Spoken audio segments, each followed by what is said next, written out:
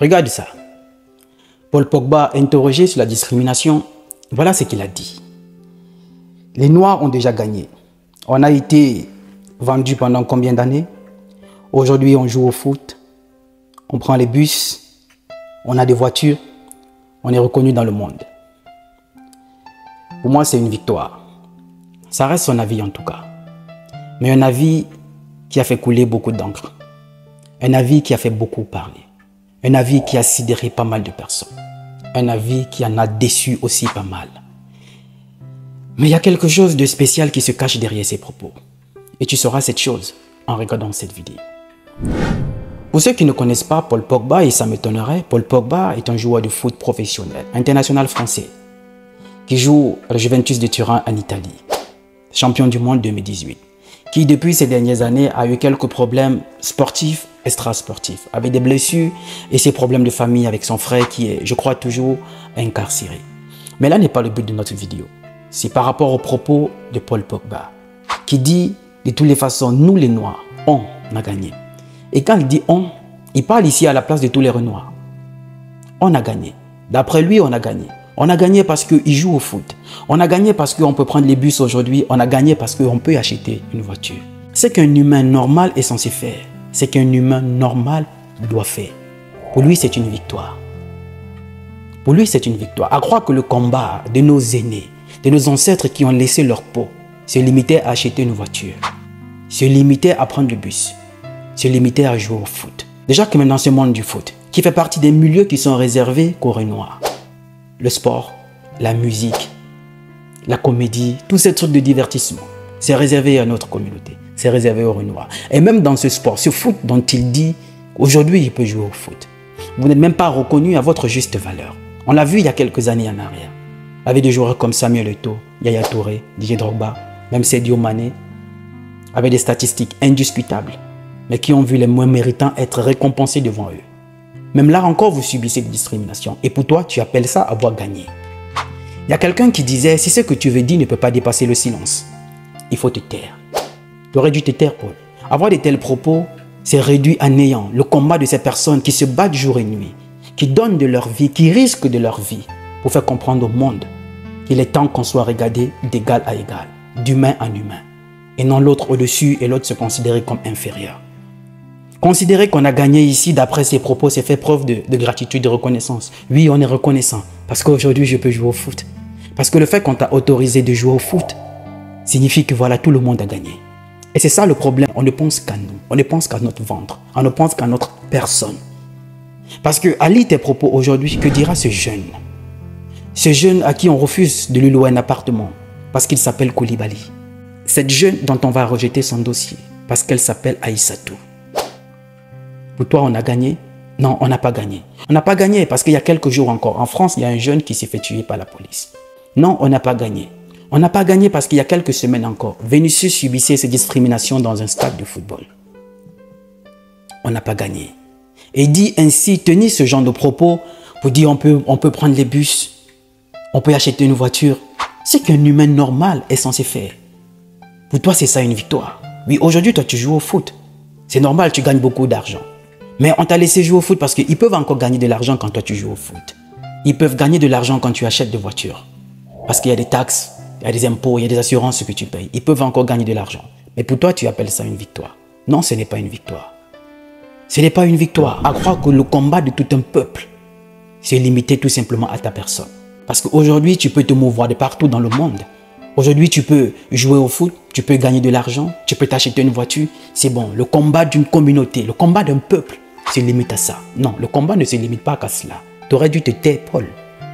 Tu aurais dû te taire. Parce que tu es quelqu'un d'influent, tu es quelqu'un d'important, tu es quelqu'un dont la voix porte. Si tu devais faire des sorties, ce serait pour défendre cette communauté, pour prendre position pour que les choses changent. Déjà que toi-même, tu as été victime de discrimination dans le stade de football. Mais tenir de tels propos, c'est réduit à néant le combat de toutes ces personnes qui se battent jour et nuit pour l'égalité entre les humains. J'ai une pensée pour mon grand frère Kémy Séba, j'ai une pensée pour Nathalie Yamb, j'ai une pensée pour tous ces leaders africains qui se battent aujourd'hui pour dire que oui, notre combat ne se réduit pas tout simplement à s'acheter une voiture. Et c'est justement ces milieux qu'on nous a laissés. quand tu joues au foot, quand tu fais du sport, quand tu fais de la musique, quand tu fais de la comédie, tu fais rigoler les gens. Oui, voilà les milieux dont on nous a réservés. Et toi, tu dis que c'est une réussite. Non, ce n'est pas une réussite. Ce n'est pas une réussite parce que le combat est loin d'être terminé. Et tenir ce genre de propos, c'est réduit à néant l'effort de tous ces gens-là. Tenir ce genre de propos, c'est prouver comme une fois, on est encore très loin de l'objectif. Ce n'est pas une victoire de pouvoir jouer au foot, de pouvoir monter dans un bus, de pouvoir s'acheter une voiture. Non, ce n'est pas une victoire. Même si on sait que quand un Africain a réussi, la première chose qu'il fait, c'est s'acheter une voiture. Déjà pour certains, parce qu'il y a une nouvelle génération d'Africains qui ont compris que tout ne se limite pas qu'au bien matériel. Il faut le développement personnel de l'humain. Il faut travailler sur sa personne, il faut s'éduquer, il faut se former. C'est quand même surprenant qu'une personne assez influente comme lui peut tenir ce genre de propos. Parce que ça, c'est renforcer l'oppresseur. Parce que l'oppresseur, dans sa position, dira, voilà l'un des leurs, en plus pas les moindres, qui tient ce genre de discours. Ça veut dire qu'il est reconnaissant pour la place qu'on leur donne. Ça leur suffit, ils n'ont plus besoin de plus. Pour eux, c'est déjà une victoire. Donc gardons-les là-bas et on continue à les oppresser. Non. Non, le combat ne s'arrête pas là. On veut aussi les nôtres qui s'asseyent à la table de prise de décision, qui doivent être dans l'administration. Pas ce jeune qui doit voir son dossier être rejeté, pas parce qu'il n'est pas compétent, mais parce qu'il s'appelle Mamadou, parce qu'il s'appelle Simo, parce qu'il s'appelle Bakayoko, parce qu'il s'appelle Ndong, parce qu'il s'appelle Moussavo. Non, tu aurais dû te taire. La leçon de vie que moi je vais partager avec vous, avec ces propos de Paul, c'est pour dire en réalité, on choisira toujours les vôtres pour vous détruire. On passera toujours par les vôtres pour réduire votre combat, pour vous décourager. Parce que rappelez-vous quelques années en arrière, ce ne sont pas les oppresseurs qui sont venus tuer nos leaders.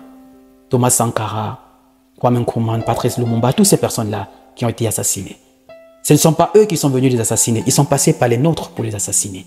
Et c'est justement ce qui se passe encore aujourd'hui. Imaginez, ils savent très bien, si c'était eux qui avaient tenu les propos qu'a tenu Paul, ça aurait été perçu d'une autre façon. Mais quand c'est lui qui tient ces propos, on dira, mais voilà, c'est eux-mêmes qui tiennent des propos comme ça. C'est entre eux, donc on les conforte dans leur position. Parce qu'on ne pense qu'à nous, on ne pense qu'à notre personne, on ne pense qu'à notre ventre. Et je me rappelle, il y a quelques années en arrière, Stella Kamga, notre jeune sœur camerounaise, qui est arrivée en France, qui dit « L'Afrique doit encore être colonisée. Le colonisateur a plus perdu dans la colonisation que le colonisé. » Beaucoup de gens me diront ça, oui, crime contre l'humanité, tout ça c'est des grands mots, c'est des grandes théories. Écoutez, moi personnellement, bien évidemment, un Français d'ici qui connaît comment la colonisation s'est passée va dire que nous, on n'a aucun intérêt, on veut pas retourner en Afrique parce que ça nous a quand même coûté plus que ça nous a apporté, il faut le dire. Ceux qui sont dans l'ignorance, qui ont décidé de s'enfermer dans des théories de propagande par la gauche, ils disent que oui, la France s'est fait du blé, la France a fait ci, mais non, pas du tout. Quand on lit des ouvrages, quand on lit dans son ensemble, la colonisation a plus coûté à la France que ça ne lui a apporté. Personnellement, je voudrais qu'il y ait une recolonisation en Afrique. Pourquoi? Parce que je sais que les Français en Afrique, au moins ils seront justes. Lui-même le colonisé, lui-même le colonisateur qui reconnaît que c'est un crime contre l'humanité. On a vu nos ancêtres qui ont eu les mains coupées, les bras coupés, qui ont subi des choses atroces et inhumaines. Mais vous avez quelqu'un qui arrive tout simplement pour s'en vendre, parce qu'elle va être reconnue quelque part. Non, elle crache sur toute une communauté, tout un peuple. Ils doivent être recolonisés. Et quelques temps plus tard, elle refait une autre sortie où elle aimerait avoir le passeport Bordeaux. Donc, tout ceci se résumait à avoir le passeport Bordeaux. On est prêt à sacrifier les siens. Et c'est justement ce qu'on vit aujourd'hui. C'est justement ce qui met l'Afrique en arrière. Chacun ne pense qu'à son ventre. Chacun ne pense qu'à sa personne. Chacun ne pense qu'à lui. Tenir ce genre de propos, c'est insulter ceux qui se battent au quotidien pour qu'on soit considéré d'égal à égal. Qu'on soit vu comme humain, d'égal à égal, avec les mêmes droits, les mêmes devoirs, que nous sommes nés pareils. Tu aurais dû te taire. Vos sorties ne sont pas des sorties qui peuvent changer des choses, mais des sorties qui vont nous enfoncer davantage.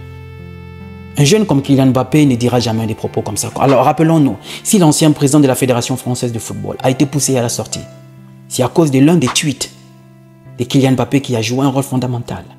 Zidane, c'est la France. On ne manque pas de respect comme ça à la légende, qui a été repris par des milliers de personnes. Et ça a fait beaucoup de bruit. Au finish, il a été poussé vers la sortie. Un Patrice Evra ne tiendra jamais ce genre de discours. Ou encore un Samuel Eto'o. Déjà, on connaît tous leur combat. Et tu dis, aujourd'hui, on a gagné. Non, tu aurais dû te taire, frère. Tu aurais dû te taire, la pioche. Tu sais jouer au foot, c'est vrai. Mais si tu n'es pas un bon communicant, tu aurais dû te taire. Parce que sans le savoir, ta sortie a sidéré pas mal de personnes. Le combat est loin d'être terminé. Nous ne sommes pas cette jeunesse qui... Nous nous limitons juste à pouvoir monter dans un bus, à acheter une voiture. Non, Ce n'est pas la victoire dont on a besoin. On veut être considéré d'égal à égal. Et on n'a pas gagné.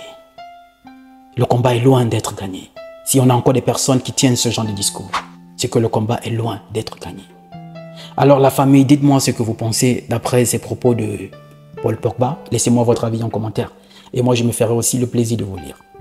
Je suis Roland Campbell, ton frère. Salut!